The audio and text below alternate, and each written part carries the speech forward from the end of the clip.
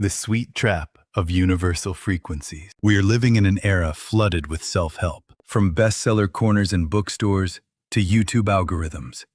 The message we are constantly fed is clear. Think positively. If you send out a positive signal by tuning into the universe's frequency, the entire universe will grant your wishes. This is the so-called law of attraction. To those in despair, these words sound like salvation.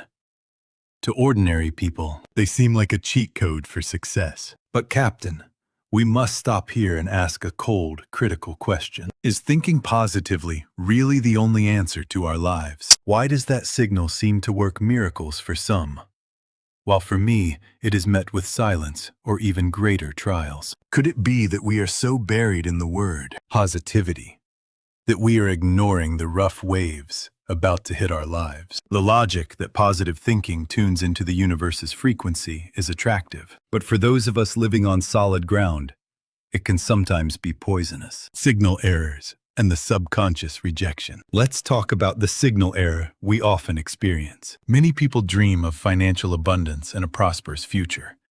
Repeating affirmations every morning. They shout, "I am rich," or "I earn a massive income every month." But in the very moment they utter those words, the cold reality is stabbing deep into their hearts like a blade. It's the unpaid bills, the shrinking bank balance, the scars of past business failures, and the memories of poverty. According to self-help logic, these inner shadows cause a signal error, preventing anything from happening. But from a psychological standpoint, this is a perfectly natural reaction. Our brains are very skilled at detecting lies. Shouting abundance when the current state is poverty creates cognitive dissonance in the brain. The subconscious mind defines the positive signals coming out of your mouth as fake and rejects them. In this process, positive thinking actually becomes a source of stress. The sense of gap that occurs when the belief that things will go well clashes with reality pushes us into deeper helplessness. You have likely experienced many times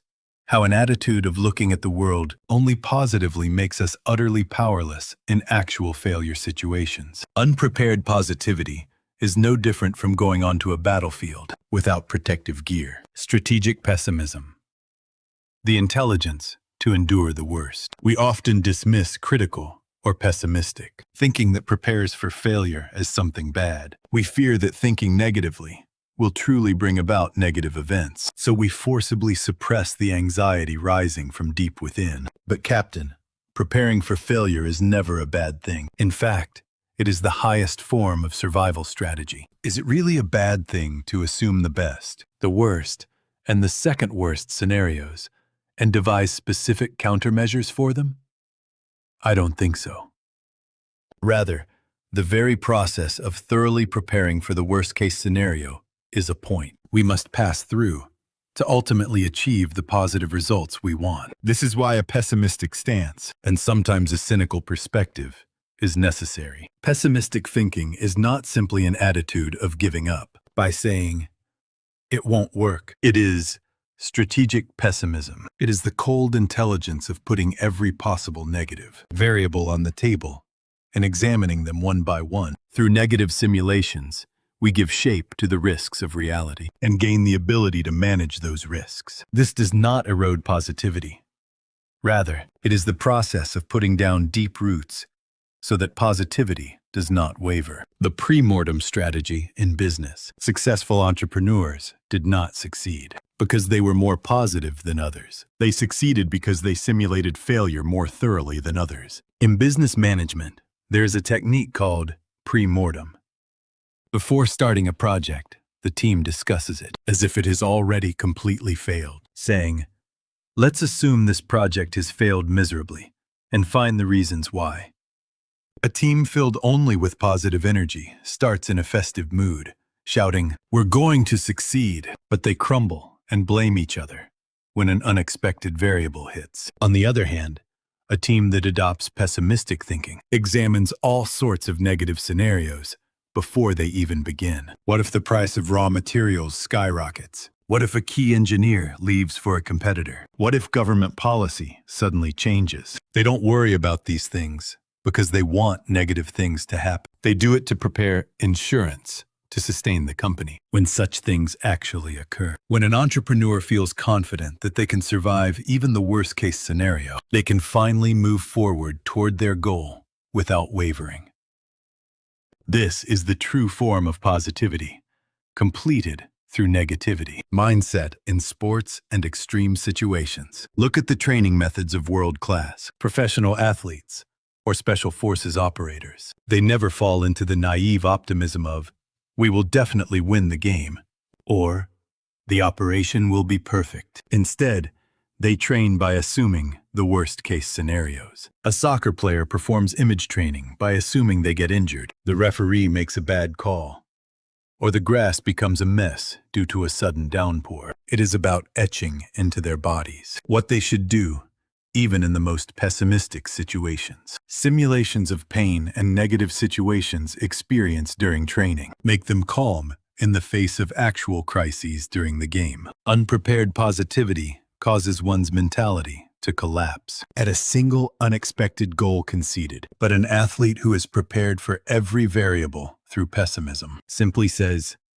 "This is just one of the scenarios I expected," and ties their shoelaces again. Resilience against failure comes only from training that keeps the worst in mind. The person who eventually wears the smile of victory is not the one who constantly says, "It will go well," but the one who says, "It might not go well, so let's practice this one more time." In the realms of health and human relationships, the two major pillars that support our lives, a purely positive attitude can sometimes act as a fatal poison. Let's look at the area of health first. Many people live based on vague optimism, thinking, "I'm still young," or "I'll be fine because I don't feel any particular pain." However, this groundless positivity causes us to ignore the microscopic warning signals our bodies send. The person who truly cares for their body is, paradoxically, the one who operates on the pessimistic premise that their physical frame can break down at any time. They do not shy away from horrific assumptions like, "What if cancer cells are growing in my body?" Or, "What if my heart suddenly fails?" These pessimistic questions do not stop at fear. They lead to practical action. They get regular checkups, adjust their diets, and double-check insurance, the economic buffer for an emergency. This is not a curse wishing for illness. It is the process of building a breakwater to protect oneself when the giant wave of sickness hits. Those whose lives are completely shattered by a sudden illness are usually the optimists who believed it wouldn't happen to them. On the other hand, the pessimists who prepared for the worst show much higher resilience. For them, an illness is not the end of the world, but merely a variable to be managed that already existed in their scenario. The same applies to human relationships. The naive positivity that everyone will like or that others will never change if you give them your heart often leads to betrayal and deep wounds. We must occasionally take a pessimistic view that acknowledges human selfishness, the possibility of change, and the finitude of relationships. We must ask uncomfortable questions. What if the person I trust most leaves me?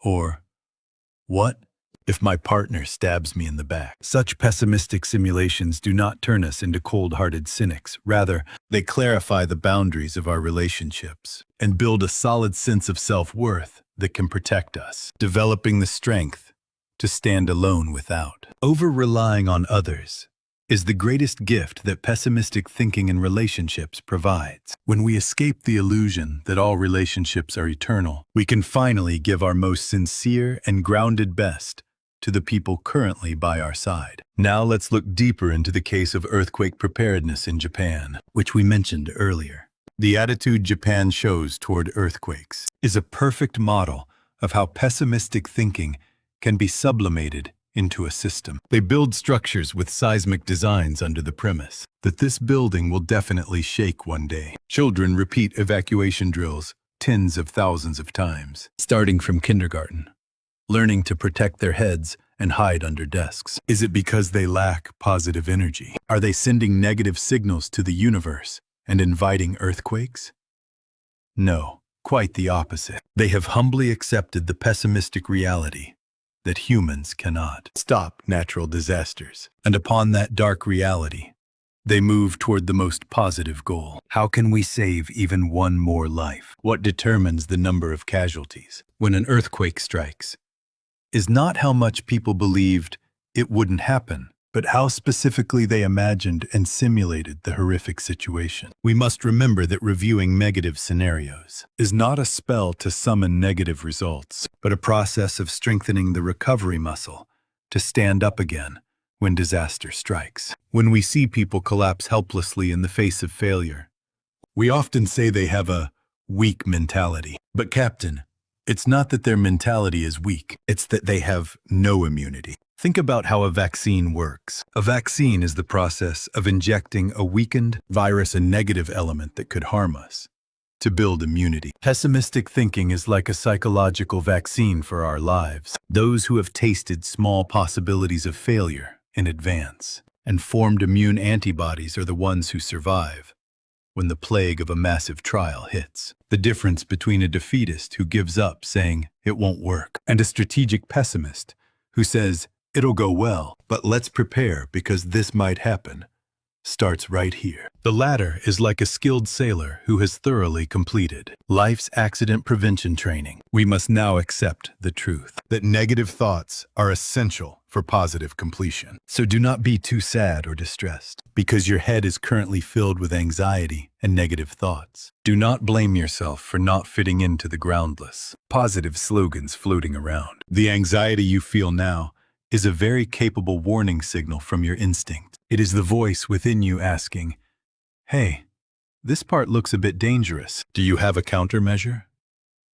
Do not ignore that voice. Stare it in the face. The moment you write down answers to those negative questions, your negativity becomes a powerful strategy, and your anxiety becomes a solid plan. That process is the most realistic and great step toward positivity. Do not forget that even the negative parts are ultimately a direction for positivity. Living positively every day does not simply mean living with a smile. It means living with the dignity and solid belief that you are ready to stand up again, no matter what worst-case scenario hits. If difficulties regarding financial poverty or dark memories of the past are holding you back, do not try to paint over them with forced positivity. Instead, use that darkness as material to build a stronger defensive wall. Why did I break down in the past? What will I do differently if that situation comes again? The answers to these questions will become your new frequency. Complete positivity is not the innocence of not knowing negativity. It is the solid tranquility that comes after, reviewing all negatives and establishing countermeasures. When a storm rages, the one who saves the boat is not the optimist who says, the rain will stop, but the pessimist who checks for leaks and lowers the sails. To safely guide the ship of your life, you must willingly become a cool-headed, strategic pessimist today. I hope you take the negative parts within you today and use them as precious materials for positivity. Those negative thoughts are the most reliable safety devices that will lead you to higher places. Even if the step you take today is through the dark and cold valley of pessimism, believe that it is an inevitable process toward the most dazzling summit of success. Captain, your positivity will now be more solid and firm than anyone else's.